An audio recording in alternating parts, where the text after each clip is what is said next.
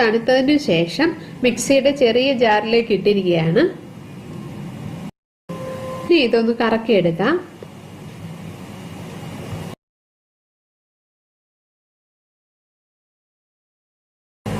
മിക്സിയിൽ ഒന്ന് അരച്ചെടുത്തതിന് ശേഷം ഇതിലേക്ക് 2 ടേബിൾ സ്പൂൺ കാഷ്യൂനട്ട് കൂടെ ആഡ് ചെയ്തിരിക്കുകയാണ്.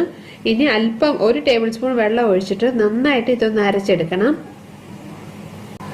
മസാല കൂടുതലുണ്ടെങ്കിൽ കാഷ്യൂനട്ട് മസാല അരച്ചിട്ട് പിന്നെ അരച്ചാലും മതി. അങ്ങനെ രണ്ടായിട്ട് അരച്ചാലും കുഴപ്പമില്ല, ഒന്നിച്ചിട്ട് അരച്ചാലും കുഴപ്പമില്ല.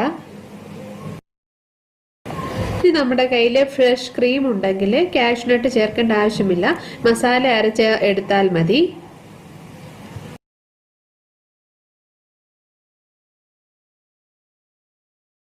സവാളയൊക്കെ ഫ്രൈ ചെയ്ത സെയിം പാനിലേക്ക് 1 ടേബിൾ സ്പൂൺ എണ്ണ ഒഴിച്ചിരിക്കുകയാണ്.